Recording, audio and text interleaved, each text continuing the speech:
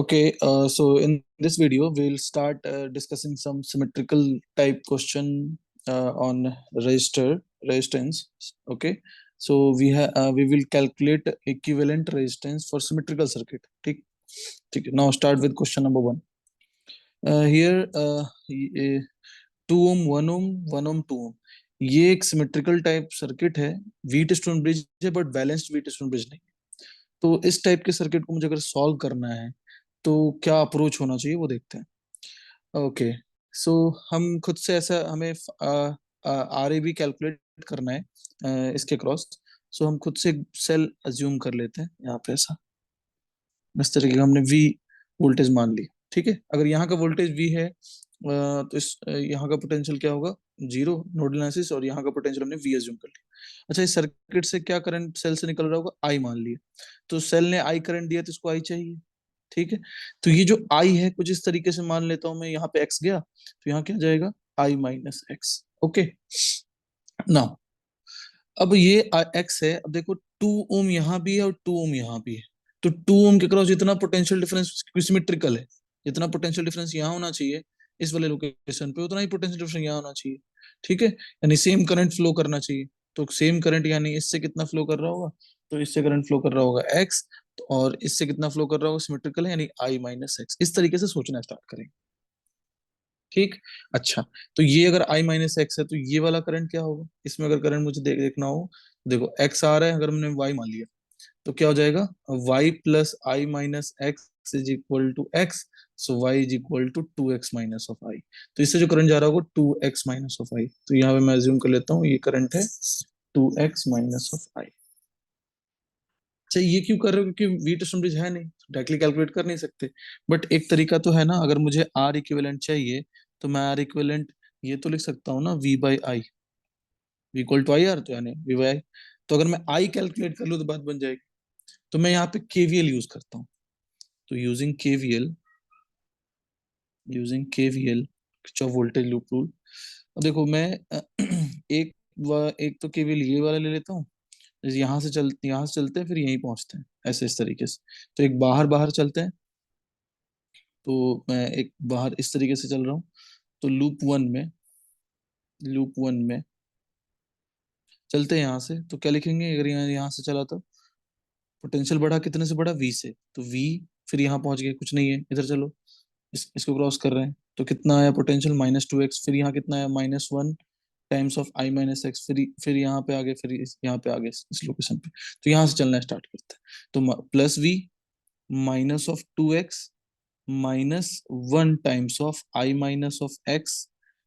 ठीक है, फिर यहाँ पहुंच के इक्वल टू जीरो. तो ये क्या आ गया, ये आ गया v minus of 2x minus I plus X is equal to zero. So v minus I minus X equal to zero. ये इक्वेशन नंबर वन. अब एक और इक्वेशन चाहिए, अगर मैं x फाइंड आउट कर लूँ तो एक और लूप हम लोग बनाते हैं, ये वाला लूप. यहाँ से चलते हैं फिर यहीं पहुंचते हैं. तो इस वाले लूप में क्या होगा, लूप टू में इसको लूप वन बोल दिया, इसको लूप टू बोल दिया. तो लूप सेकेंड लूप में चलते हैं. ये क्या होगा, -2x आगे -1 टाइम्स ऑफ 2x माइनस आई. अब देखो यहाँ का पोटेंशियल, अगर इसके हिसाब से देखो, यहाँ पोटेंशियल कम है, यहाँ ज्यादा है. तो जब क्रॉस करेंगे तो क्या होगा, plus times of one plus sorry plus 1 times of I minus of X is equal to zero. तो this is 2x -2x plus I minus of X equal to zero. So 2i equal to 5x. So x equal to 2i/5. ठीक है, तो ये वाला value मैं उठा के यहाँ रख दे रहा हूँ. तो ये क्या आ जाएगा, v minus of I minus X की वैल्यू क्या आ जाएगी, 2i/5 equal to zero. So v equal to 7i/5. So v/i is equal to 7/5. और v/i था क्या, हमें क्या v/i को आर इक्विवेलेंट लिख सकते हैं. तो इस सर्किट का आर इक्विवेलेंट क्या आ गया, 7/5. यानी आर इक्विवेलेंट इस वाले केस में 7/5 हो. तो ये अप्रोच लगाना है कभी इस तरीके का सिमेट्रिकल सर्किट आपको दिखे तो.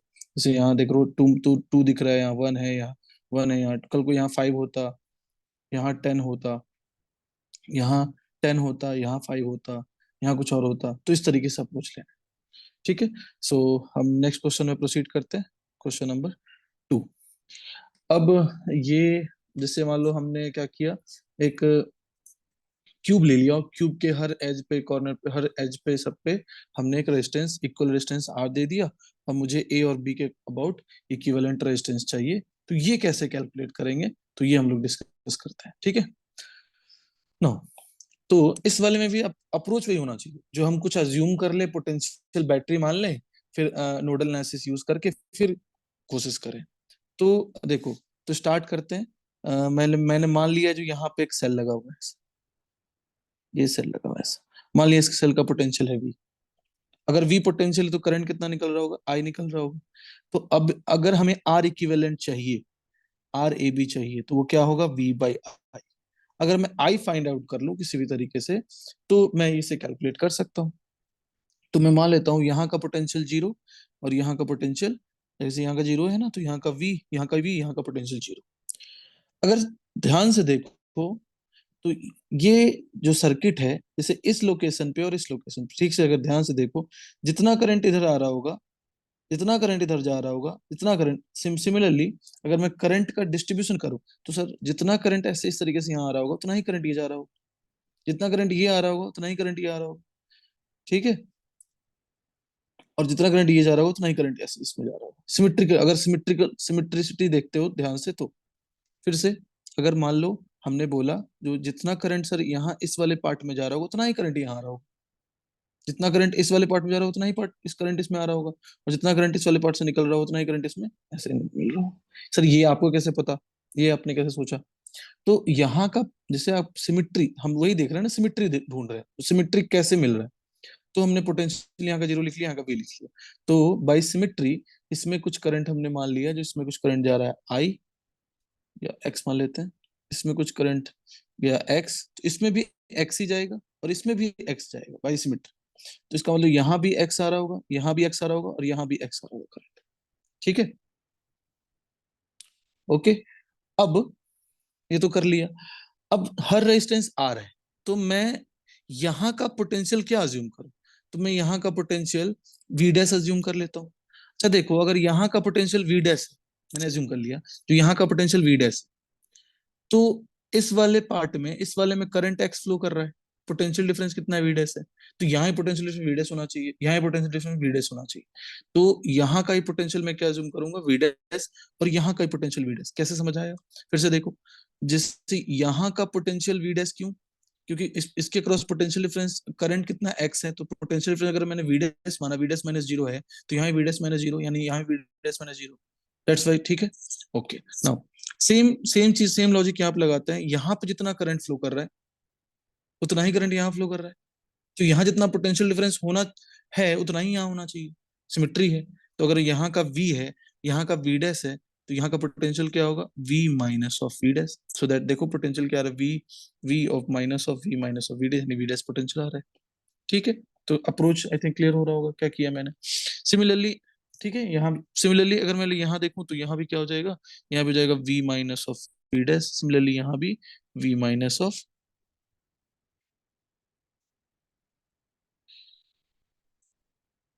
v डैश, ठीक। ओके, नाउ ये कर लिया हमने। अब इसका ना, मैं इसका नाम पी रख दे रहा हूँ, थोड़ा ऑब्जर्व करना ठीक से, मैं इसका नाम पी रख दे रहा हूँ। मुझे करना क्या है, मुझे आर इक्विवेलेंट चाहिए।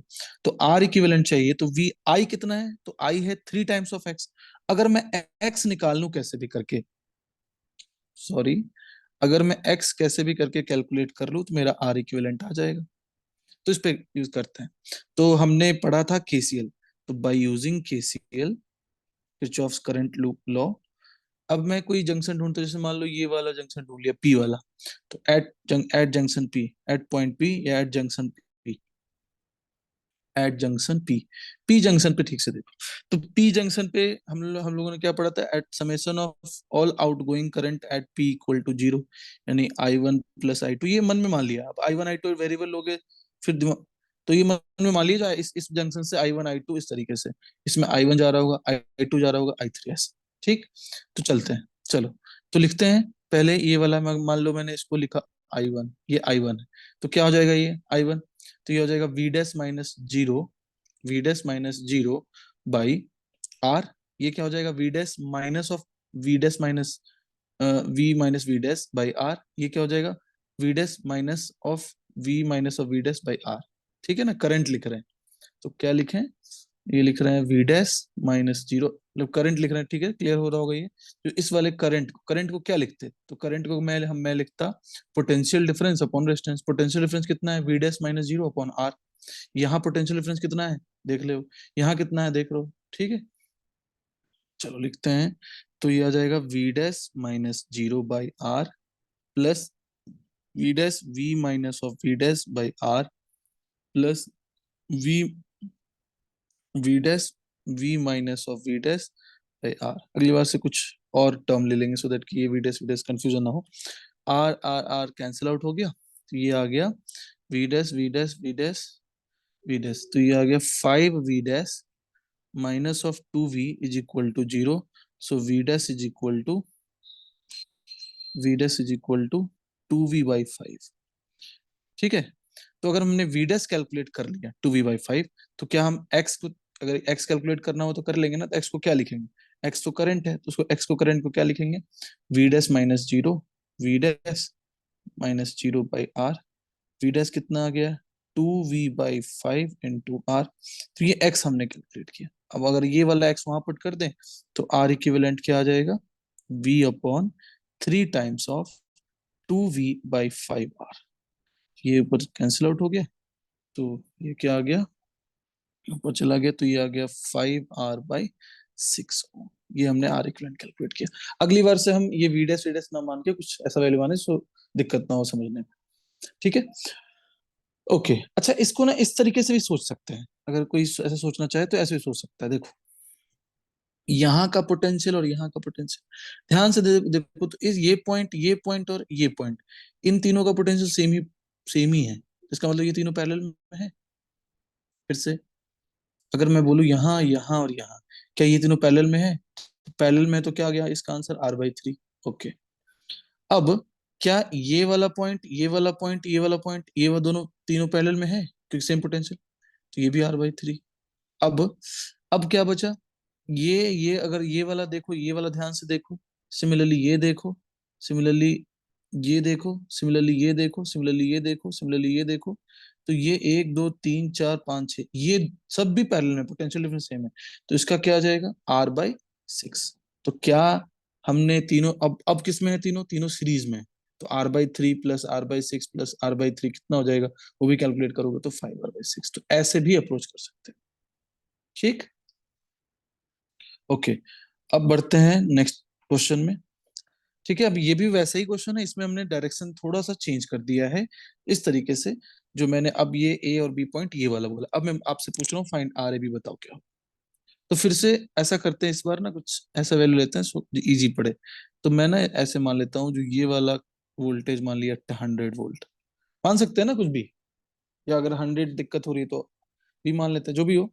तो 100 मान लिया, तो पोटेंशियल डिफरेंस तो 100 होगा। तो अगर मुझे करंट चाहिए, मुझे अगर आर इक्विवेलेंट चाहिए, आर ए बी चाहिए, तो मैं लिखता ना 100/I।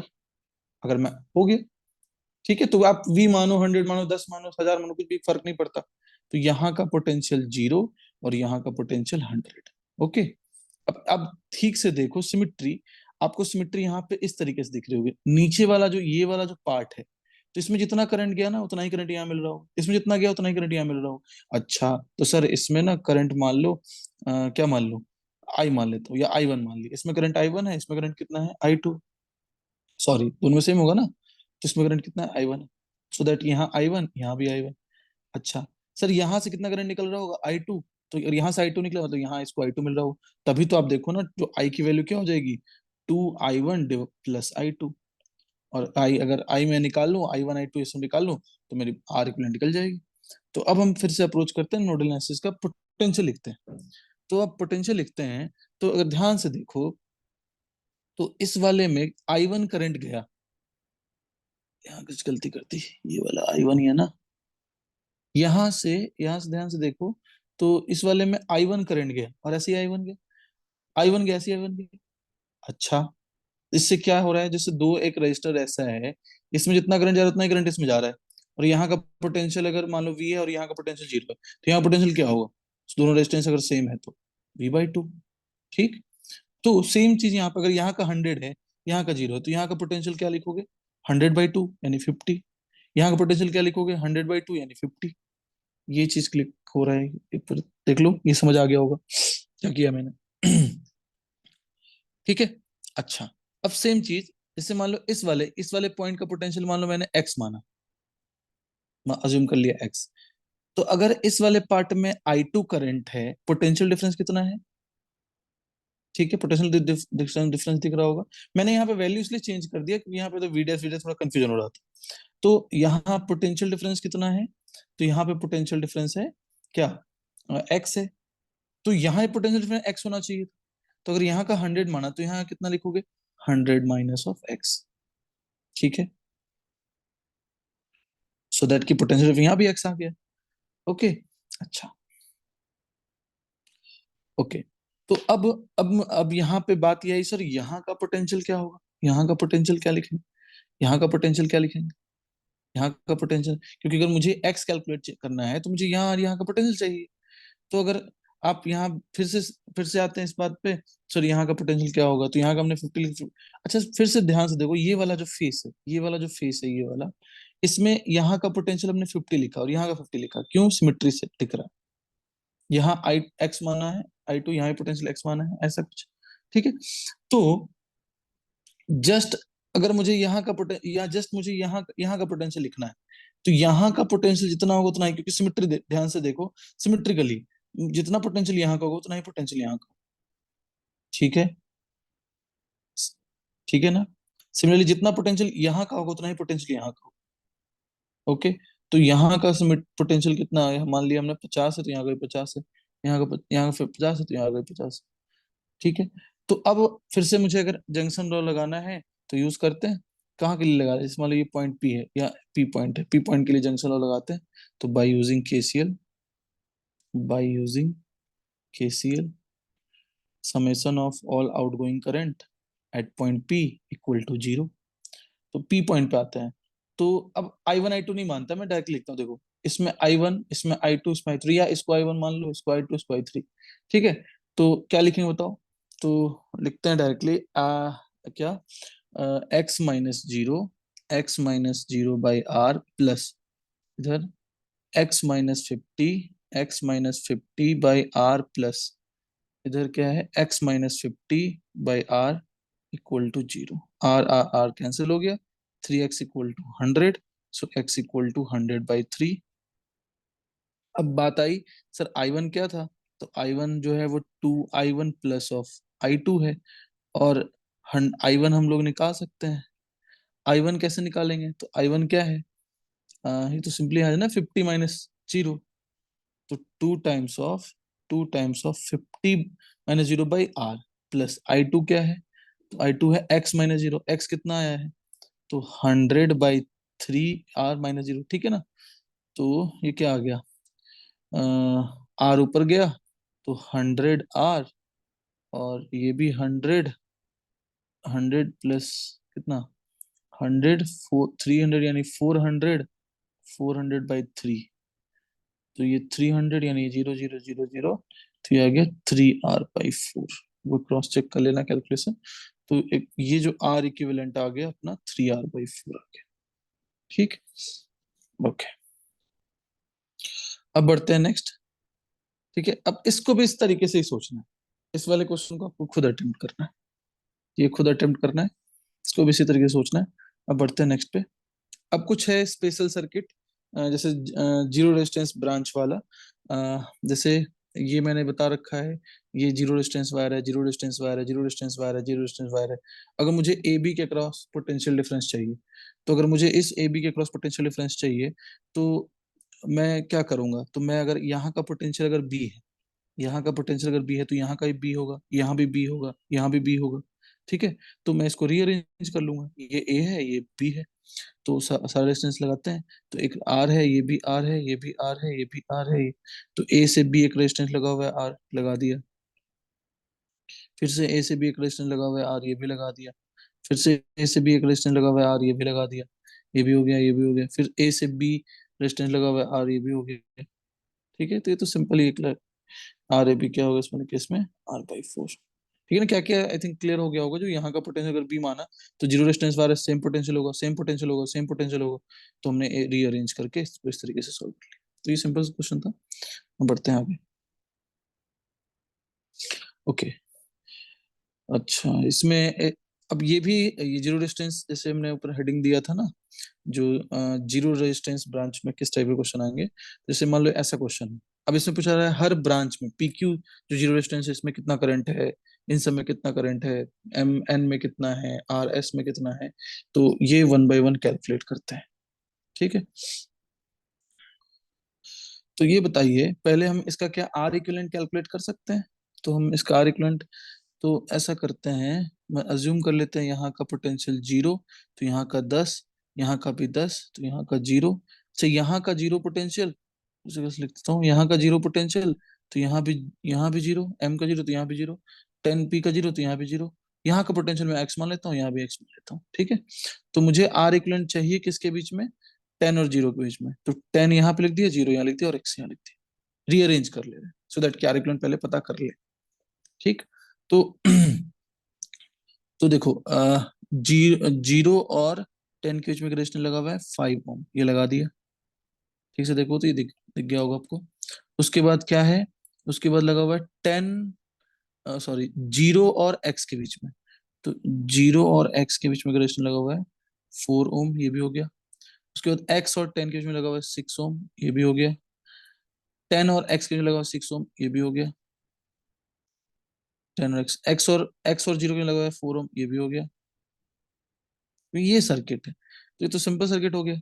तो मुझे इस ये जो मान लो, यही मान लो P है और ये ओ N है, तो इसी के लिए इक्विवेलेंट निकालना है मुझे। तो ये 6 और 6 क्या हो जाएगा, 6 और 6 3, 4 और 4 क्या हो जाएगा, ये 2, 2 5 सीरीज में, फिर पैरेलल में, तो यानी R इक्विवेलेंट क्या आ गया, 5/2।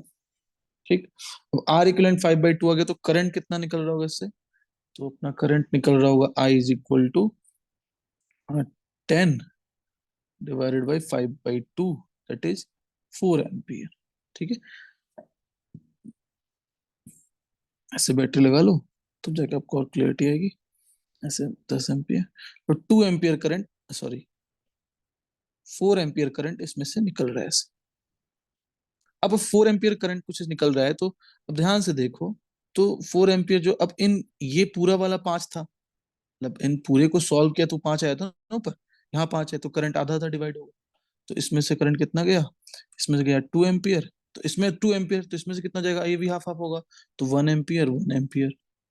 तो यहां से कितना गया, ये भी 1 एम्पियर और ये भी 1 एम्पियर। अपने से पूछा क्या गया था उस पे आते हैं, अपने से पूछा गया इन सब से कितना करंट फ्लो कर रहा है, वो बताइए। तो अब ये इन सब से करंट देखते हैं। तो ये बताओ, जो यहां से निकला था कितना, 4 निकला था, तो यहां से निकला था 4 एम्पियर। 4 एम्पियर में जो 5 से कितना जा रहा था, तो 5 से 2 एम्पियर जा रहा था, तो यहाँ से 2 एम्पियर गया, तो बचा हुआ 2 एम्पियर यहाँ से गया, तो PQ मिल गया कितना करंट है। अच्छा 2 एम्पियर यहाँ गया, 6 से कितना जा रहा था, 1 एम्पियर, और इससे भी 1 एम्पियर, तो ये 1 एम्पियर ऐसे। 4 से कितना जा रहा था, 1 एम्पियर। अच्छा, यहाँ से 2 एम्पियर आया, वहां यहाँ से 1 एम्पियर आया। अब देखो, यहाँ से 1 एम्पियर आ रहा है, यहाँ से 2 एम्पियर आ रहा है, दोनों मिलके क्या बनेगा यहाँ पे, 3 एम्पियर, मतलब सर इससे 3 एम्पियर करंट यहाँ गया। अच्छा यहाँ से 1 एम्पियर है, ओके एक मिनट, R और S। अच्छा क्योंकि 4 में, अच्छा इसका मतलब इसमें कोई करंट ही नहीं, इसमें करंट जीरो फ्लो कर रहा है, नहीं फ्लो कर रहा। ठीक है, तो देख लेते हैं, हाँ नहीं फ्लो कर रहा। तो ये 1 एम्पियर, 3 एम्पियर, ये क्या होगा 1 एम्पियर, ये 3 एम्पियर, और 1 और 3 मिलके यहाँ से मिल गया 4 एम्पियर। ठीक है, तो PQ से कितना जा रहा है, तो PQ का आंसर है अपना 2 एम्पियर। MN से कितना जा रहा है, तो MN से आंसर है 3 एम्पियर। RS से कितना जा रहा है, तो RS का आंसर है 0, कोई करंट फ्लो नहीं कर रहा। ठीक है, तो इस तरीके से हम लोग ये सर्किट सॉल्व करेंगे। अब नेक्स्ट वाले पार्ट में हम लोग सिमेट्रिकल टाइप ऑफ सर्किट देखेंगे। जैसे उसमें कुछ रूल लिखेंगे, पहले तुम बेसिक से करेंगे फिर एक रूल लिख लेंगे।